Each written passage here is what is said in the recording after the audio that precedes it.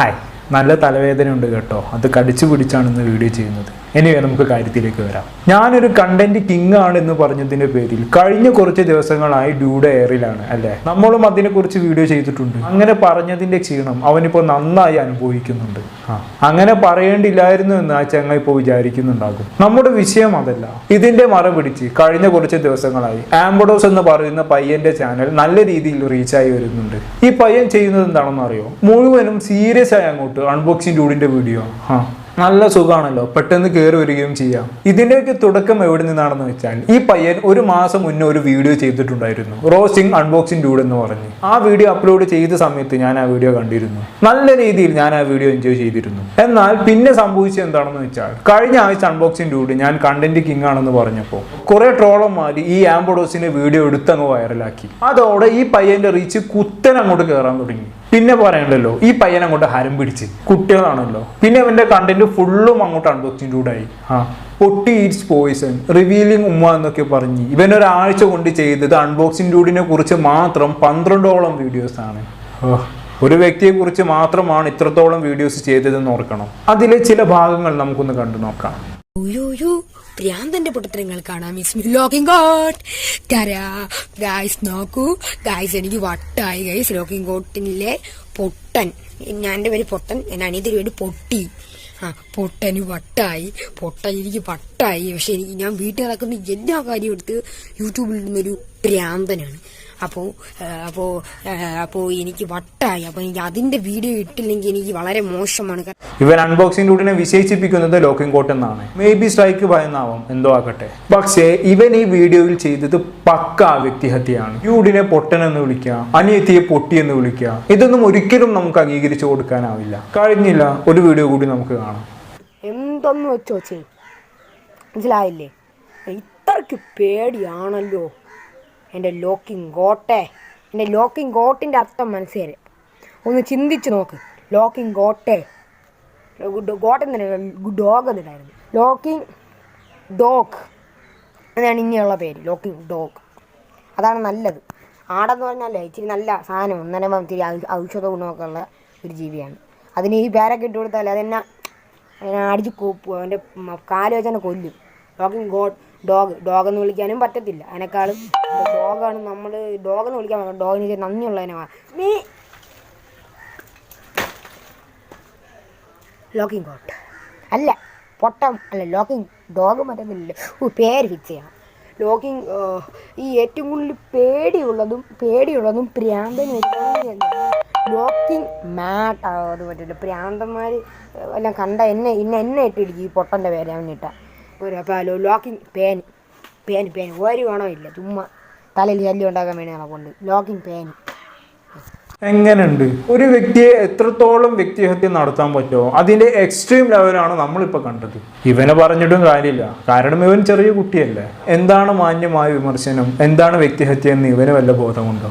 2 roasting video ചെയ്തു. സ്വാഭാവികമായി unboxing ഡ്യൂഡിനെ വെറുക്കുന്ന വലിയൊരു കൂട്ടത്തിന് പ്രശംസ ഇവന് കിട്ടി. പിന്നെ ഇവന് സീരിയൽ പോലെ പല എപ്പിസോഡുകളായി അൺബോക്സിംഗ് ഡ്യൂഡിന്റെ റോസ്റ്റിംഗ് വീഡിയോ അങ്ങ് ഇറക്കാൻ തുടങ്ങി. പാർട്ട് 1, പാർട്ട് 2 എന്നൊക്കെ പറഞ്ഞ് ഓരോ വീഡിയോ കഴിയും തോറും ഇവന്റെ റോസ്റ്റിംഗിന്റെ ടേസ്റ്റ് സാവധാനം മാറാൻ തുടങ്ങി. എങ്ങനെയെങ്കിലും ഡ്യൂഡിനെ അടിച്ചു താഴ്ത്തണം എന്നായിരിക്കണം ഇവൻ ചിന്തിച്ചത്. സ്വാഭാവികമായി അത് വ്യക്തിഹത്യയുടെ എക്സ്ട്രീം ലെവലിലേക്ക് എത്തുകയും ചെയ്തു. ശരിക്കും ഈ പ്രവൃത്തിയെ നമുക്ക് ടോർച്ചറിങ് എന്നൊക്കെ വേണമെങ്കിൽ വിശേഷിപ്പിക്കാം. ഒരു വ്യക്തിയുടെ പിന്നാലെ നടന്ന് ശല്യം ചെയ്യുക എന്നൊക്കെ പറയില്ലേ, അതാണ് ഇപ്പോൾ ഇവിടെ സംഭവിച്ചത്. ഇവൻ അവസാനമായി അപ്ലോഡ് ചെയ്യുന്ന വീഡിയോകളൊക്കെ നമുക്ക് ശ്രദ്ധിച്ചാൽ മനസ്സിലാക്കും. ഇനി അൺബോക്സിംഗ് ഡ്യൂഡ് വീഡിയോസേ അപ്ലോഡ് ചെയ്യേണ്ട എന്ന രീതിയിലുള്ള ടോണിലേക്കാണ് ഇവൻ സംസാരിക്കുന്നത്. അത് വലിയൊരു തെറ്റാണ്. കാരണം സോഷ്യൽ മീഡിയ എന്ന് പറയുന്നത് ഒരു പബ്ലിക് പ്ലാറ്റ്ഫോമാണ്. ഇവിടെ ആർക്കും യൂട്യൂബ് ഗൈഡ് ലൈൻ അനുസരിച്ചുള്ള എന്ത് വീഡിയോയും അപ്ലോഡ് ചെയ്യാം. അതിന് യൂട്യൂബ് തന്നെ നമുക്ക് അവകാശം നൽകുന്നുണ്ട്. അതിന്റെ കൂടെ തന്നെ നമുക്ക് എല്ലാ തരം വീഡിയോകളെയും അനുകൂലിക്കാനും പ്രതികൂലിക്കാനും വിമർശിക്കാനുമുള്ള അവകാശം യൂട്യൂബ് നൽകുന്നുണ്ട്. ആ ഒരു അവകാശം ഉപയോഗപ്പെടുത്തി നമുക്ക് ആരെയും വിമർശിക്കാം മാന്യമായ തരത്തിൽ. ഹാസ്യരൂപേണ വ്യക്തിഹത്യയിലൂടെ അല്ലാതെ ട്രോൾ ചെയ്യുകയും ആക്ഷേപഹാസ്യം നടത്തുകയും ഒക്കെ ചെയ്യാം.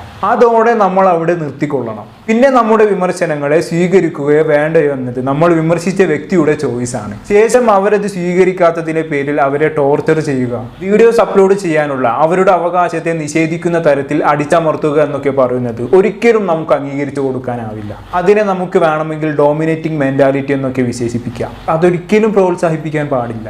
ഇപ്പോൾ എൻ്റെ കേസ് എടുത്തു നോക്കുകയാണെങ്കിൽ തന്നെ ഞാൻ വിമർശിച്ച 90% ആളുകളും എൻ്റെ വിമർശനങ്ങൾക്ക് പുല്ലുവിലയാണ് കൊടുത്തത് എന്ന് കരുതി ഞാൻ ആരെയും പിന്നാലെ നടന്ന് ടോർച്ചർ ചെയ്യാൻ പോയിട്ടില്ല. മാത്രവുമല്ല, ഞാൻ വിമർശിച്ച പലരും ഫ്രണ്ട്സിനൊക്കെ കൂട്ടിക്കൊണ്ടുവന്ന് എന്നെ കളിയാക്കുകയും വ്യക്തിഹത്യ നടത്തുകയും തെറി പറയുകയും ഒക്കെ ചെയ്തിട്ടുണ്ട്. പക്ഷേ ഞാനതൊന്നും മൈൻഡ് ചെയ്തിട്ടില്ല. നമുക്കതിൻ്റെ ആവശ്യവുമില്ല. എന്നിരുന്നാലും അതിനേക്കാളൊക്കെ ഉപരി മലയാളി യൂട്യൂബ് ഓഡിയൻസിൻ്റെ ഇടയിൽ ചപ്പു ചവറുകളൊക്കെ നല്ല കണ്ടന്റുകളാണ് എന്ന് വിശ്വസിച്ചവർക്കിടയിൽ ഒരുപാട് മാറ്റങ്ങൾ കൊണ്ടുവരാൻ എനിക്ക് സാധിച്ചിട്ടുണ്ട്. അത് തന്നെയാണ് എൻ്റെ അച്ചീവ്മെന്റ് എന്ന് ഞാൻ വിശ്വസിക്കുന്നത്. സോ ഈ കുട്ടിയുടെ ഇത്തരത്തിലുള്ള സമീപനത്തെ ഒരിക്കലും നാം പ്രോത്സാഹിപ്പിക്കാൻ പാടില്ല. ഇനി ഇതിന്റെ കൂടെ ചേർത്ത് പറയാനുള്ളത് ഈ കുട്ടിയുടെ സ്വഭാവ രൂപീകരണത്തിന്റെ കാര്യമാണ്. ഒരു ബെസ്റ്റ് എക്സാമ്പിൾ പറയുകയാണെങ്കിൽ നിങ്ങൾക്ക് പെട്ടെന്ന് കാര്യം പറ്റും. നമ്മുടെ റോഷൻ വ്ളോഗ്സിലെ സൈബ എന്ന കുട്ടി. നമുക്കറിയാം റോഷൻ വ്ളോഗ്സ് എന്ന ചാനലിലെ ഹൈലൈറ്റ് എന്ന് പറയുന്നത് സൈബയാണ്. ആ കുട്ടിയെ മുൻനിർത്തിയാണ് ആ ചാനൽ തന്നെ മുന്നോട്ട് പോകുന്നത്. അവരുടെ വീഡിയോ കാണുന്നവർക്ക് അത് മനസ്സിലാക്കും. ആ ചാനലിന്റെ തുടക്കത്തിലൊക്കെ ഒരു സാധാരണ കുട്ടിയെ പോലെ ആയിരുന്നു സൈബ പെരുമാറിയിരുന്നത്. സ്വാഭാവികമായി ആ കുട്ടിയുടെ ക്യൂട്ട്നെസ് കണ്ട് ഒരുപാട് ആളുകൾ ആ ചാനലിലേക്ക് ഒഴുകിയെത്താൻ തുടങ്ങി. പിന്നെ ആ കുട്ടിയെ അവർ പ്രാങ്ക് ചെയ്യാൻ തുടങ്ങി, ദേഷ്യം പിടിപ്പിക്കാൻ തുടങ്ങി. ഇതൊക്കെ കണ്ട ആളുകൾ കൈയടിച്ചപ്പോൾ തന്റെ പ്രവൃത്തിയെ ആ കുട്ടിക്ക് വലിയ സംഭവമായിട്ടൊക്കെ തോന്നാൻ തുടങ്ങി. പതിയെ ആ കുട്ടിയുടെ സ്വഭാവത്തിലുള്ള മാറ്റം നമുക്ക് കാണാൻ സാധിക്കും. ഏട്ടന്മാരെ റെസ്പെക്ട് ഇല്ലാതായി, എടാ പോടാ എന്നൊക്കെ അവരെ വിളിക്കാൻ തുടങ്ങി. ഈ കുട്ടിയുടെ ഏട്ടന്മാരാണെങ്കിലോ ഈ കുട്ടി കാണിക്കുന്ന അനാദരവുകളൊക്കെ വലിയ സംഭവമാണ് എന്ന രീതിയിൽ ഈ കുട്ടിയോട് പെരുമാറാൻ തുടങ്ങി. അതോടെ ആ കുട്ടിയുടെ മോശം സ്വഭാവങ്ങളെല്ലാം ഹൈലൈറ്റ് ചെയ്യപ്പെടുന്ന രീതിയിൽ ആ കുട്ടി വളരാൻ തുടങ്ങി, അല്ലേ? ഇന്ന് ആ കുട്ടിയുടെ സ്വഭാവം എങ്ങനെയാണെന്ന് അവരുടെ വ്ളോഗുകൾ കാണുന്നവർക്ക് മനസ്സിലാക്കും. ഇതൊരു എക്സാമ്പിൾ മാത്രമാണ് കേട്ടോ. അതിനേക്കാളും വൾഗറായിട്ടുള്ള രീതിയിലാണ് ഇവിടെ ഈ ആംബഡോസ് എന്ന് പറയുന്ന കുട്ടിയുടെ സ്വഭാവം രൂപപ്പെടാൻ പോകുന്നത്. ഈ കുട്ടിയുടെ വ്യക്തിഹത്യയും ടോർച്ചറിങ്ങും ഒക്കെ കണ്ട ആളുകൾ കൈയടിക്കുമ്പോൾ ഇതിൽ നിന്നും പ്രചോദനം ഉൾക്കൊണ്ട് ഇതിന്റെ ഹയർ ലെവലിലേക്ക് പോകാനുള്ള ഒരു ടെൻഡൻസി ഈ കുട്ടിയിലുണ്ടാകും. പിന്നെ കുട്ടിയുടെ പ്രവൃത്തി ഏത് തരത്തിലാകുമെന്ന് നിങ്ങൾക്ക് ചിന്തിക്കാവുന്നതേ ഉള്ളൂ. സോ എനിക്ക് പറയാനുള്ളത് ഈ കുട്ടിയുടെ ഈ സമയം എന്ന് പറയുന്നത് സ്വഭാവ രൂപീകരണത്തിന്റെ സമയമാണ്. കുട്ടിക്കാലത്തെ അനുഭവങ്ങളും പാഠങ്ങളും ഒരു വ്യക്തിയുടെ സ്വഭാവ രൂപീകരണത്തിൽ വലിയ പങ്ക് തന്നെ വഹിക്കുന്നുണ്ട്, അല്ലേ? അതുകൊണ്ട് തന്നെ ഈ കുട്ടിയുടെ ഇത്തരത്തിലുള്ള സമീപനത്തെ തീർച്ചയായും നാം തടയേണ്ടതാണ്. ഇനി മറ്റൊരു തരത്തിലും ഇത് സമൂഹത്തെ ബാധിച്ചേക്കാം. ഇതിൽ നിന്ന് പ്രചോദനം ഉൾക്കൊണ്ട് തനിക്ക് ഇഷ്ടമില്ലാത്തവരെ ചീത്ത വിളിച്ച് ഫേമസ് ആകാമെന്ന് മറ്റുള്ള കുട്ടികൾ ചിന്തിക്കാനും പ്രവർത്തിക്കാനും തുടങ്ങിയാൽ എങ്ങനെ ഉണ്ടാകും അവസ്ഥ? അതുകൊണ്ട് ദയവ് ചെയ്ത് ഇത്തരത്തിലുള്ള പ്രവർത്തികളെ പ്രോത്സാഹിപ്പിക്കാതിരിക്കുക. പിന്നെ അവസാനമായി എനിക്ക് നിങ്ങളോട് പറയാനുള്ളത്, നിങ്ങൾ ഒരിക്കലും എൻ്റെ വീഡിയോ കണ്ട് അവൻ്റെ കമന്റ് ബോക്സിൽ പോയി തെറി വിളിക്കരുത്. കാരണം അവൻ മൈനറാണ്. വീഡിയോയിൽ പറയുന്നത് പോലെ ആയിരിക്കില്ല കാര്യങ്ങൾ. ഒരു പൊങ്കാല നേരിടാനുള്ള മെന്റാലിറ്റി ഒന്നും അവനില്ല. അവന്റെ മനസ്സിന്റെ താളം തെറ്റാനും പിന്നീട് ഡിപ്രഷനിലേക്കൊക്കെ പോകാനുള്ള സാധ്യതയുണ്ട്. അങ്ങനെ സംഭവിച്ചു കഴിഞ്ഞാൽ പിന്നീട് പറഞ്ഞിട്ട് കാര്യമില്ല.